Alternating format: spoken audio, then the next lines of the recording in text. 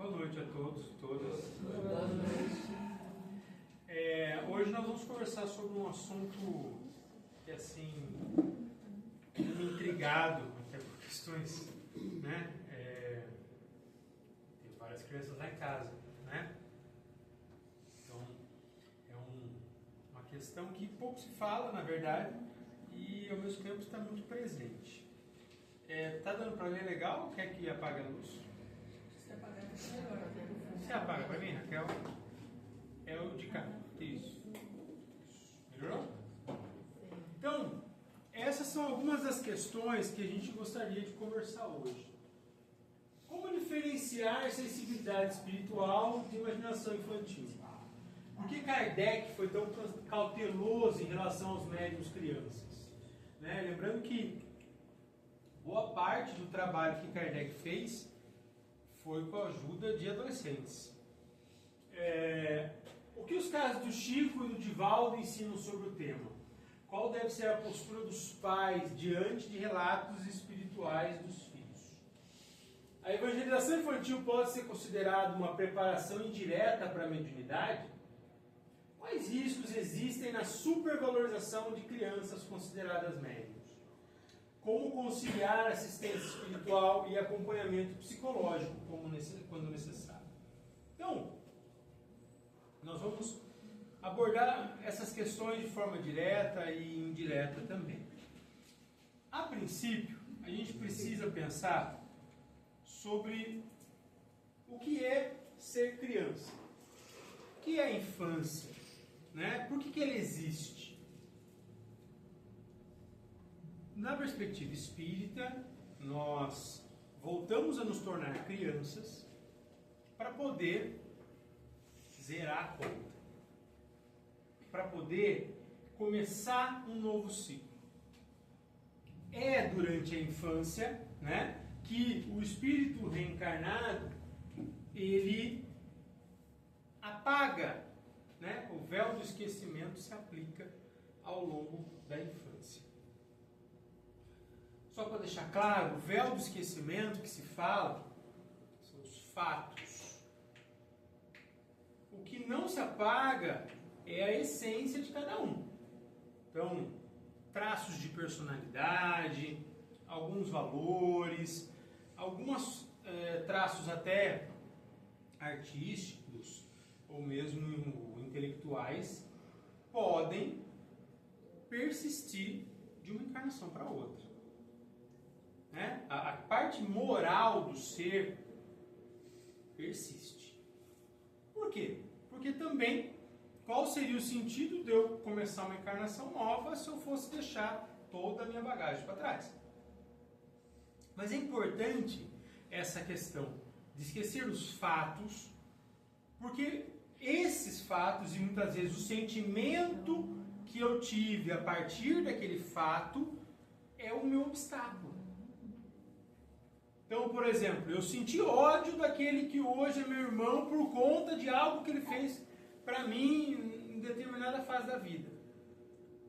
Como que eu vou zerar a conta e de repente aprender a amar novamente o meu irmão se eu persistir com aquele fato, com aquele sentimento que foi tão poderoso na outra encarnação? Por isso a gente volta a ser criança.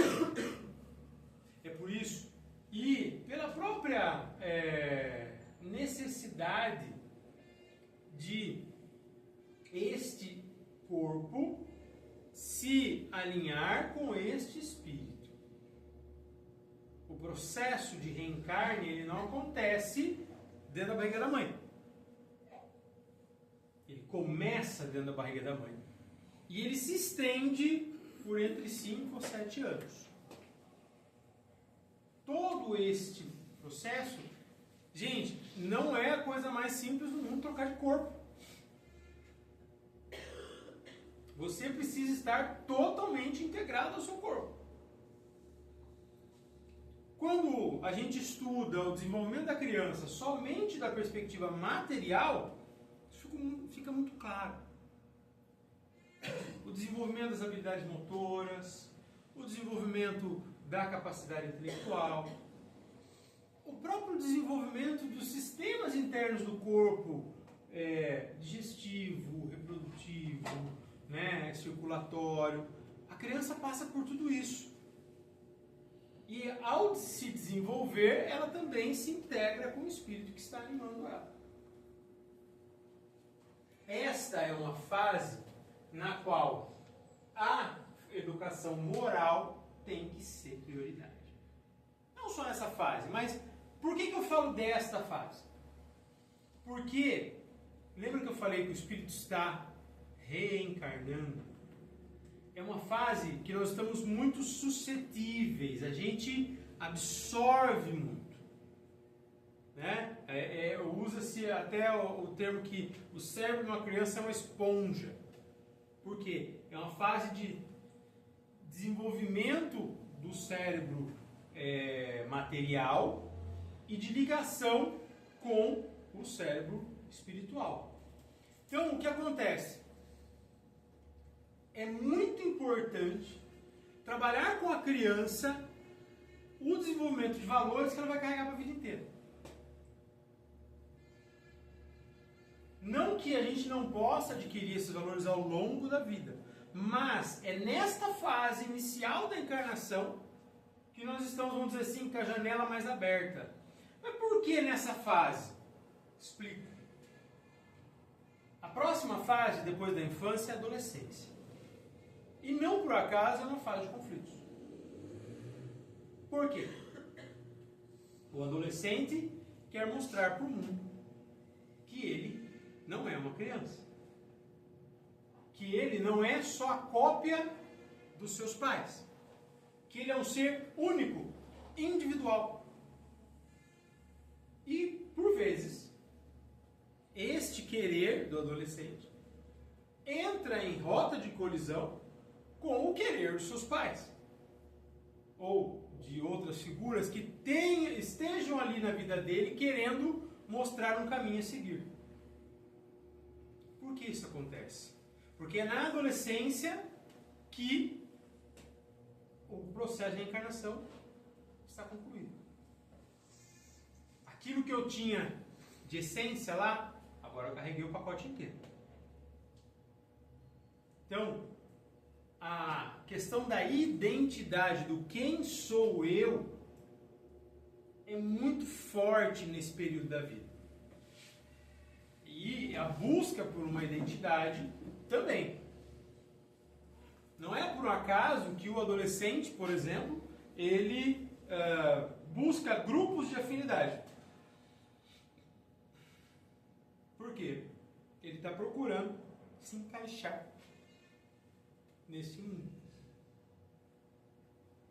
E aí ele vai procurar aqueles cujas ideias, né, sejam próximas à sua. Bom, dito isso,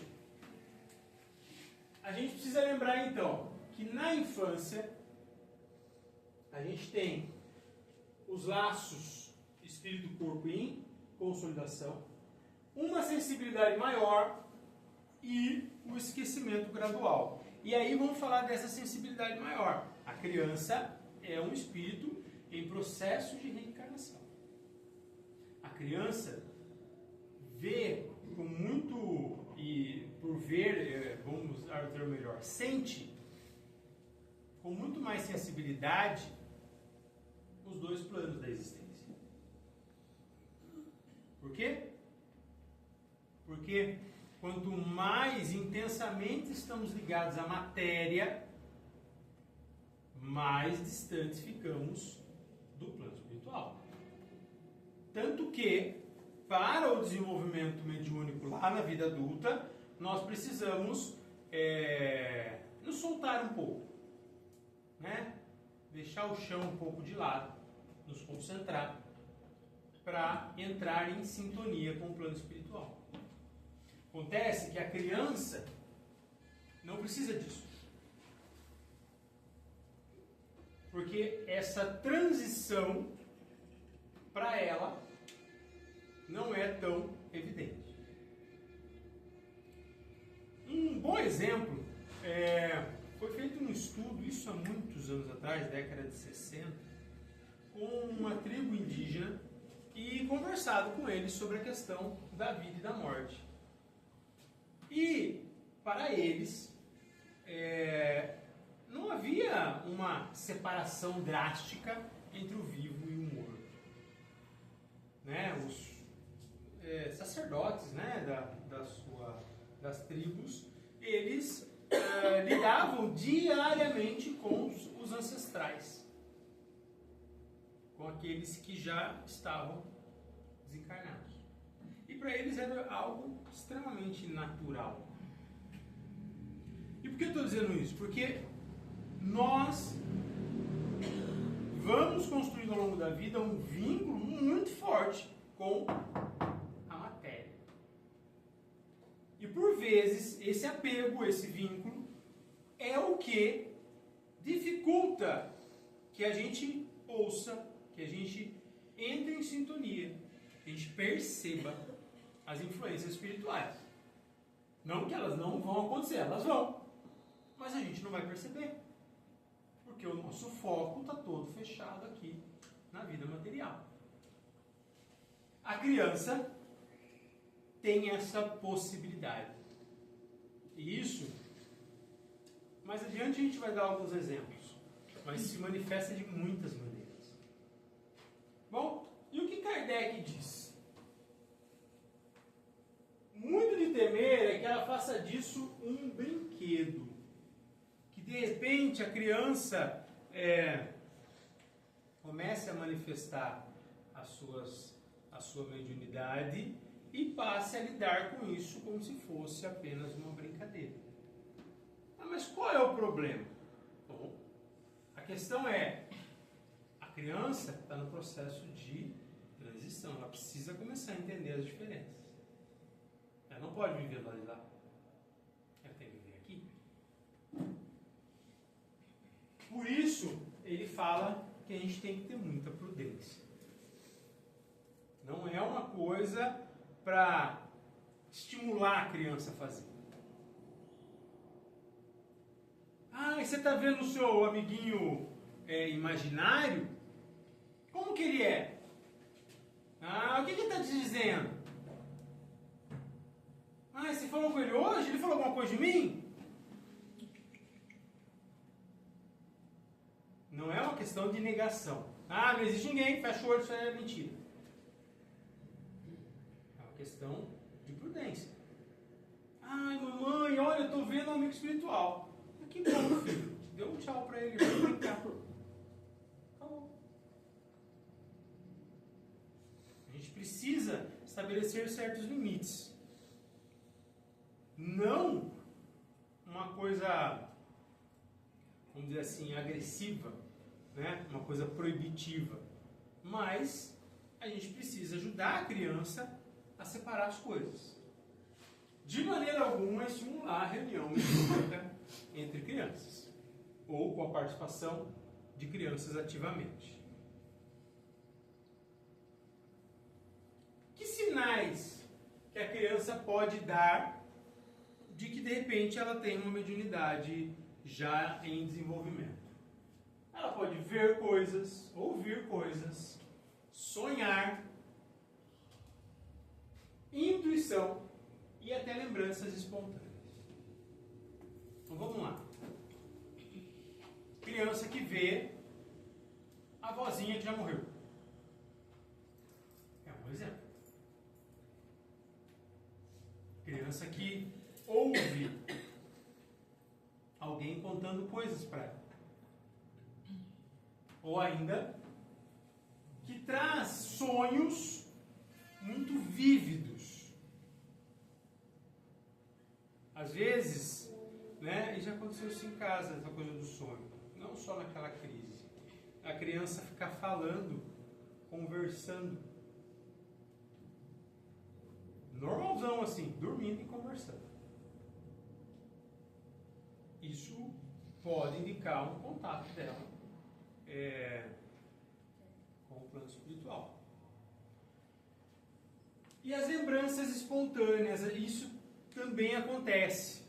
Ela trazer lembranças de outras experiências. Olha, ela nunca viu o mar, mas ela se lembra de ter navegado para tal lugar. Né? Ou adora as ondas do mar. E aí, gente, a gente vai entrar num terreno que é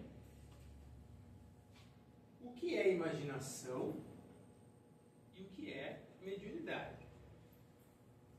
Cabe a nós, responsáveis, distinguir isso. O que vocês acham?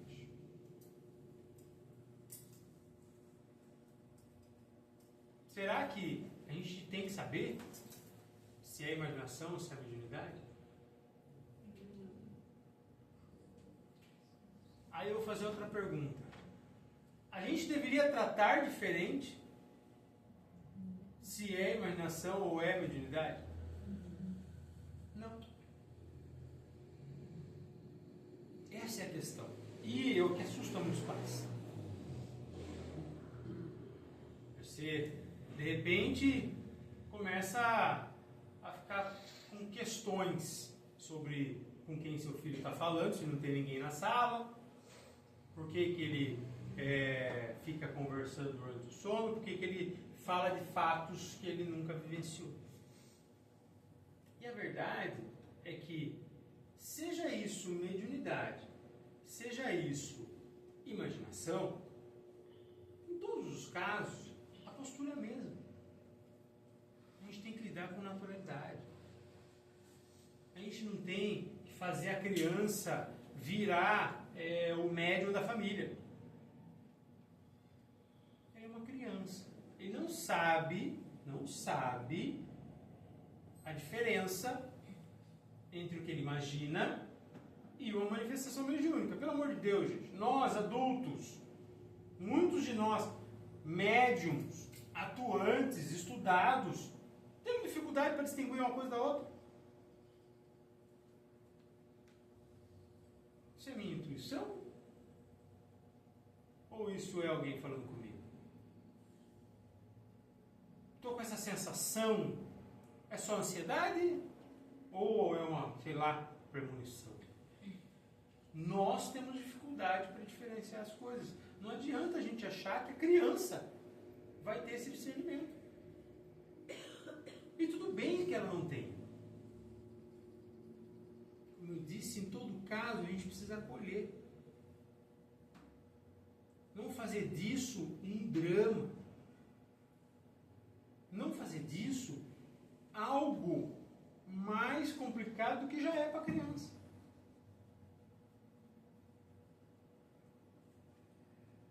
Bom, vamos falar de casos conhecidos. O Chico, ele via espíritos desde criança. E sofreu um bocado por causa disso. As pessoas muitas vezes não acreditaram nele. Muitas vezes acharam que era coisa do demônio. Ele teve que pagar penitências por causa disso.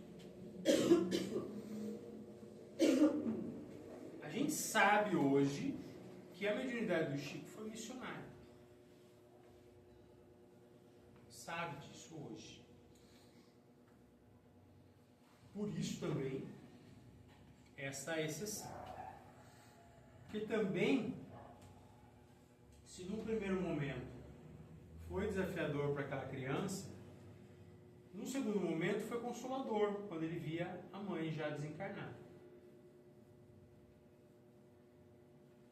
De toda forma, quando Emmanuel começa a conversar com o Chico, isso ele já tinha uns 17 anos, ele vai focar na formação moral, na disciplina, no estudo, na caridade.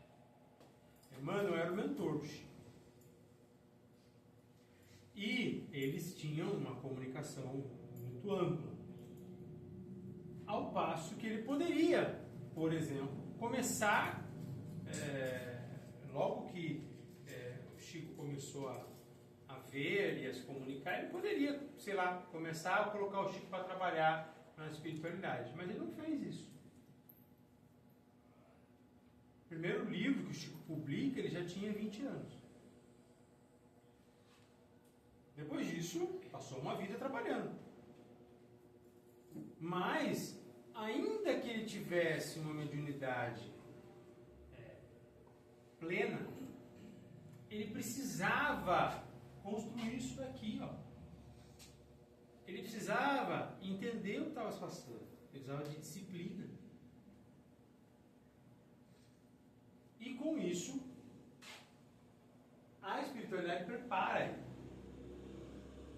O Divaldo também tem uma mediunidade desde cedo. Também sabemos uma mediunidade missionária.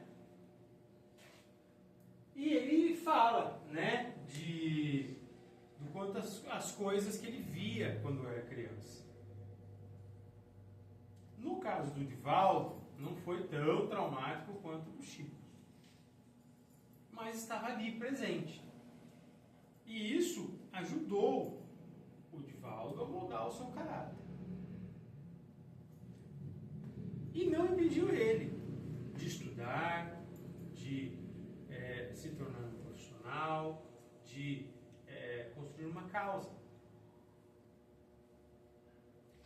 Nos dois casos, a gente só ouve falar dessas duas pessoas depois de adultos. Eles não foram crianças expostas devido à sua mediunidade. E esse ponto é fundamental. Que mesmo esses dois, sem dúvida, os maiores expoentes do Espiritismo, mesmo eles tiveram tempo para amadurecer, para se formar enquanto pessoa, para concluir o seu processo de reencarnação. Depois disso, a gente sabe, são aí 70 anos de trabalho na jornada espírita. Mas sem pular etapas. Vamos falar de alguns casos hipotéticos, porém bem possíveis. Tiago, Oi? posso fazer só uma pergunta? Nesse caso, a espiritualidade ela não ajuda a proteger a criança? Sim, mas não 100%. Existe inclusive obsessão de criança. Assim como com o adulto, a espiritualidade precisa de um ambiente favorável. Aí, mais adiante, a gente vai falar do Evangelho no Lar, ensinar a criança a orar e tudo mais. Então, existe sim um apoio, mas ele não é irrestrito. E aí, estando num ambiente de desequilíbrio, num ambiente suscetível, a criança pode sim receber influências que não vão te fazer bem. Entende? Tem relatos, inclusive, de criança que passa a encarnação inteira lutando desde o berço com o obsessor. Mais adiante a gente vai falar um pouquinho sobre o que dá para fazer. Caso hipotético 1. A menina que conversa com a avó desencarnada. Então, tem lá a criança e ela vive trocando ideia e sabe que é a avó. Reconhece. Não é uma senhorinha qualquer. Não, é a avó dela. E daí? Vamos chamar alguém para fazer um descarrego, mandar a velha embora?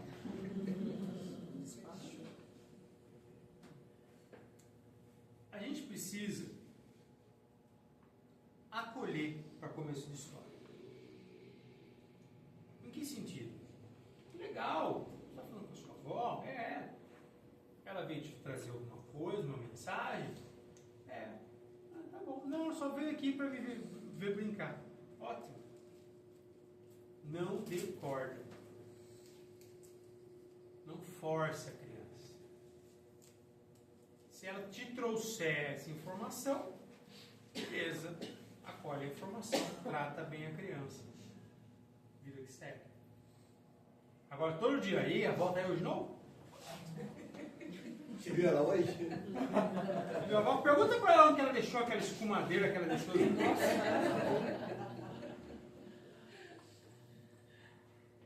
Avó, é o seguinte, eu vou te chamar aquele primo seu que você não gostava muito, ele quer se despedir de você. Gente, é muito assado. Mas não é impossível. Porque é uma, como eu posso dizer, a pessoa fica encantada com o fantástico. E aí o ponto fundamental, orar. Orar com a criança, orar no lar. Ah, tá bom, a avó é uma pessoa querida. Tá, essa avó, ela já foi acolhida? Ela tá bem? Porque a gente sabe que depois que a gente conclui a passagem, a gente vem fazer visita. Não fica por aqui o tempo inteiro. Talvez a avó esteja até meio perdida. E encontrou na neta um meio para poder se apegar.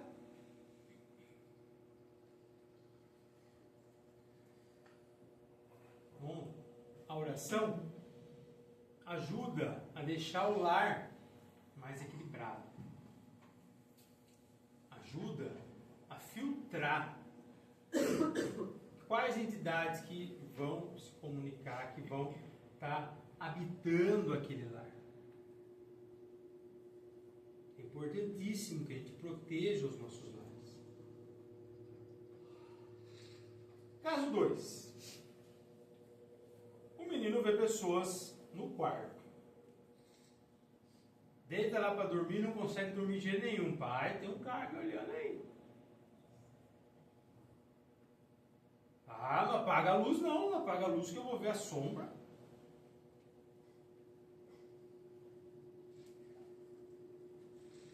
Como no caso anterior, a criança percebe a presença da entidade. A diferença fundamental é que no primeiro caso, era o caso de um espírito familiar, conhecido. Aqui, não é. Não que não seja, mas que não é possível de ser distinto. Talvez até seja um mentor, alguém que está ali e tal, uma pessoa boa, mas a criança não consegue definir. Primeiro, não adianta sair aí querendo exorcizar a sua casa. Não é que a sua casa está possuída. A gente precisa ter serenidade até para não assustar a criança. Está assustado, não consegue dormir? Senta aqui comigo, vamos fazer uma oração junto. Vamos pedir para o anjo da guarda vir aqui e ajudar a gente. A gente precisa verificar também, num caso mais grave,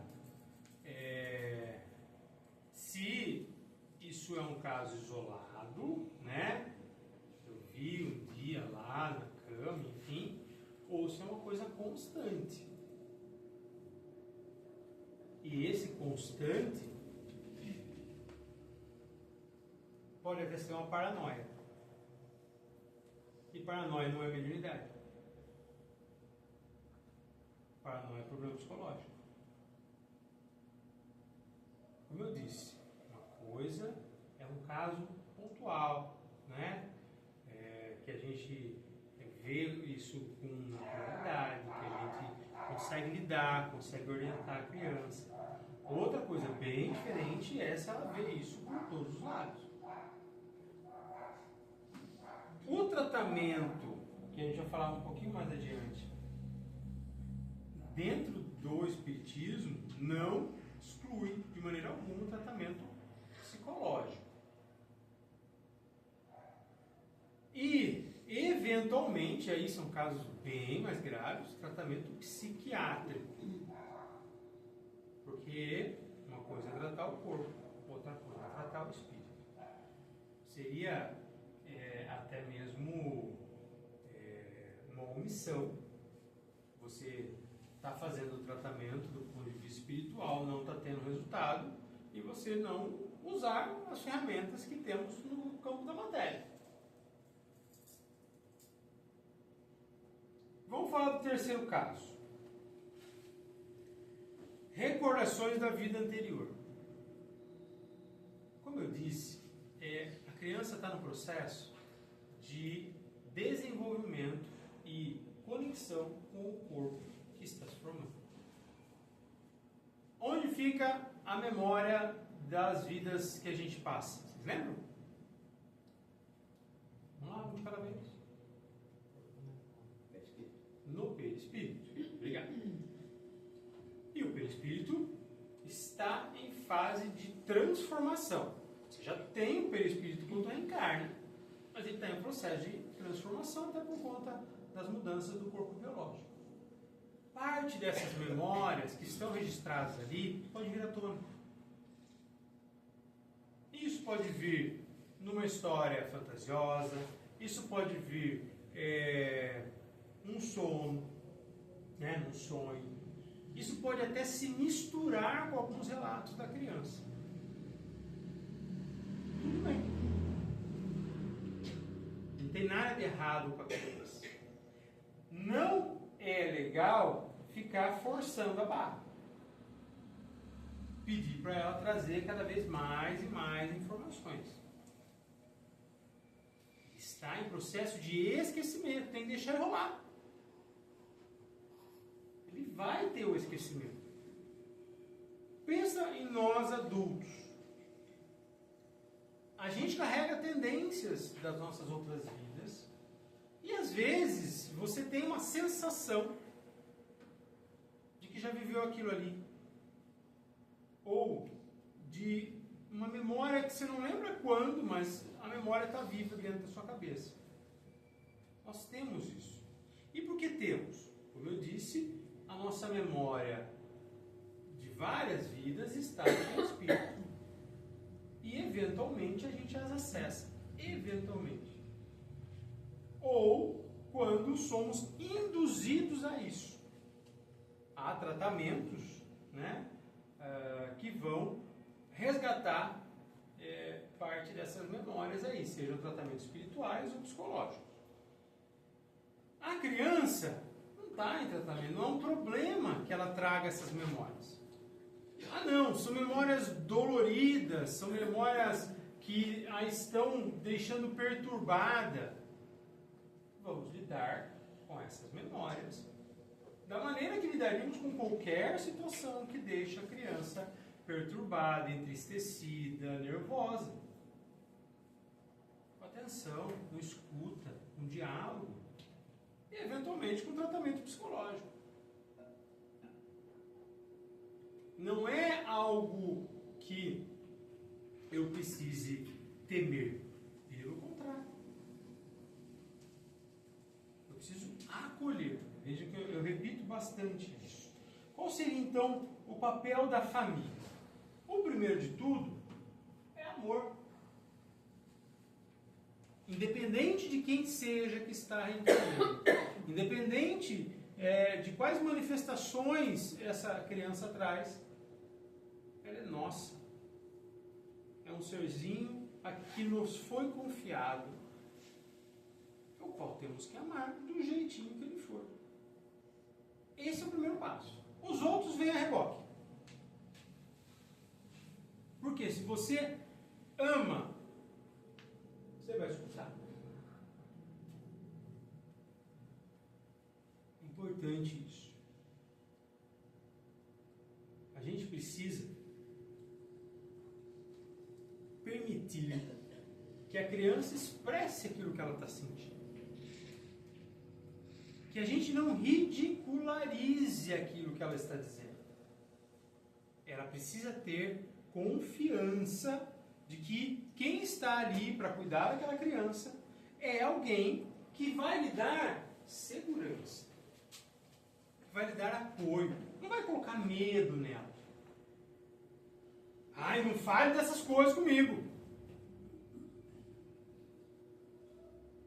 A criança precisa falar para alguém. E ninguém é melhor do que as pessoas que cuidam dela. É fundamental que a família busque isso aqui, que eu falei lá no início. Dar exemplo moral. Isso, sem dúvida, é o mais importante. A criança não só precisa ter segurança de estar comigo, mas ela precisa também que eu ensine para ela como agir. Que eu demonstre para ela o caminho a ser seguido. E dizer, vocês sabem, é muito menos efetivo do que fazer. A criança vai até me ouvir, mas são os meus exemplos que ela vai seguir.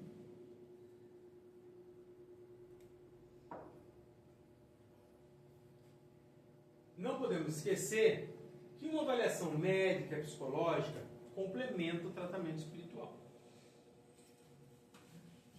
De repente, eu tenho uma criança e eu acho que a mediunidade dela está em desenvolvimento.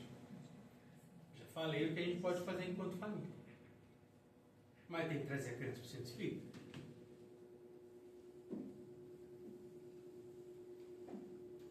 Ah, mas eu sou de outra religião. Tudo bem, busque na outra religião. As religiões têm um papel importante na conexão entre os dois planos. Qualquer religião vai falar dessa conexão entre os dois planos. Nós, espíritas, temos a vantagem de estudar isso, de exercitar a mediunidade. E isso favorece que a gente ajude a cuidar desses casos. Então, o primeiro caso, acolhimento e orientação. A criança chegou, a família chegou na casa espírita. Olha, estou achando isso. Vamos conversar? Vamos tentar entender o que está acontecendo? O que você pode fazer? O que não pode? Nos casos de obsessão, e como eu disse, eles existem, tem que tratar. Coloca a criança na roda. Se há uma influência sobre a criança, é importante tratar a família inteira, não só a criança. Às vezes ele é só o farol. É quem está disponível para manifestar aquilo que está acontecendo dentro do ambiente, né?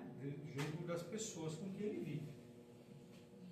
Realizar o tratamento, né? O atendimento fraterno, como qualquer outra situação. O que você está sentindo? Tem alguma coisa que está te dando medo? A gente, até no curso de atendimento fraterno, precisaria pensar: e se eu precisar fazer o atendimento fraterno numa criança? Como que eu lido com isso? A criança, por vezes, tem dificuldade de distinguir os seus sentimentos e distinguir os seus pensamentos. A presença da família pode ajudar e pode atrapalhar. Porque você não sabe se a família está incentivando ou inibindo a criança de se comunicar. Evangelização infantil é fundamental. É importante que a criança aprenda também os valores. Aprenda os valores morais que a sua família traz, mas que a sua religiosidade também traz. É importante que ela conheça esse tipo de coisa e, como a gente falou, naquela fasezinha inicial da vida. A gente precisa ensinar a criança a orar por conta própria. Ele precisa encontrar os caminhos para se conectar positivamente com o plano espiritual. Seja pedindo proteção, seja para agradecer. A gente, de maneira alguma, deve tentar desenvolver a mediunidade infantil. Ah, chegou a criança, ela é psicografa, vamos botar ela no cantinho aí, dá um papel e caneta para ela. Não, de nenhum. Deixa ela ser criança. A casa espírita não vai buscar isso de maneira alguma. isso, o que temos que evitar? Primeiro de tudo, exposição. A criança não precisa passar por qualquer tipo de constrangimento, de divulgação da circunstância, de repente, dela estar desenvolvendo sua mediunidade. Não pode ser motivo para pânico. Não pode. Porque talvez nem haja um problema, mas você acaba criando ele. A criança começa a pensar o que tem de errado comigo. Quando não tem nada. Nada de incentivar o desenvolvimento, que é o que a gente acabou de falar. Acolhe, conversa, encaminha. Vida que segue. Ah, mas ele não vai precisar trabalhar na mediunidade e tal. Vai. Espere ele fazer 18 anos. Tem tempo ainda. Mas até antes. Mas não na infância. Eu me lembro de ter minhas primeiras atividades mediúnicas com 16 anos. Mas não foi uma coisa traumática para mim. Não foi uma coisa que, você tem que ser médium. Não. Uma coisa que rolou. A gente precisa deixar a criança amadurecer primeiro para que ela possa lidar com isso da maneira apropriada. É uma coisa fácil da gente usar o critério. Se eu não acho que a criança está pronta para lidar e conversar com estranhos, né? Eu acho que ele está pronto. Vamos soltar ele na praça aí, deixa ele falar com quem ele quiser, conversar com qualquer um. Não. Eu também não vou deixar ele conversar com qualquer um no plano espiritual. Deixa ele amadurecer e ter condições de discernimento, né? Vaidade. Meu filho é um missionário. Ele é um médium poderoso. Não. Mediunidade é muitas coisas. Mas não deve ser, de maneira alguma, uma coisa para você se gabar. Se você está se gabando de ser um super médium, provavelmente você não é. Só olhar o histórico dos médiuns de fato extremamente produtivos e você vai ver que eles nunca se gabaram do que faziam, pelo contrário.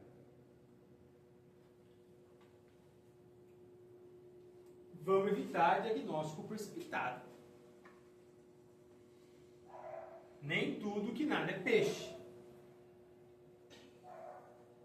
Nem todo sonho vívido é mediunidade. Nem todo amigo espiritual, amigo imaginário, é uma entidade. A gente não tem que sair por aí botando um rótulo na criança de que agora ela é médium e que isso vai ser... Vamos com calma.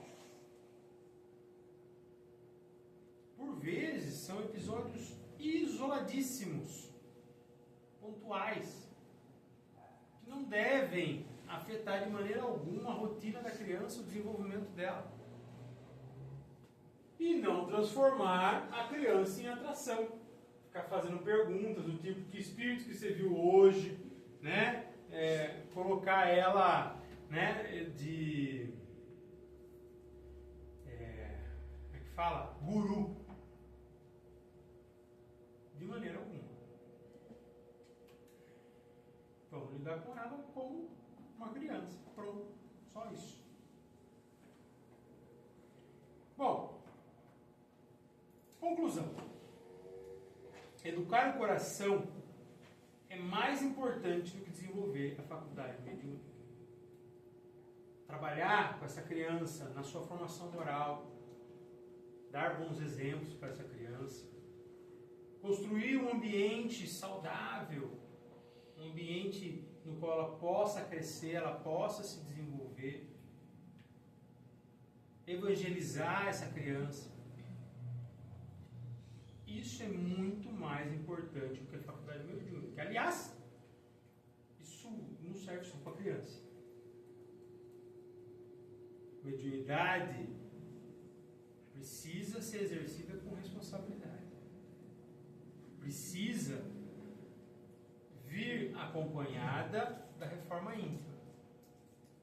Senão, ela vira coisa de circo. Que nos faz rir, nos faz chorar às vezes, mas que não vai mudar a nossa vida. Muito obrigado.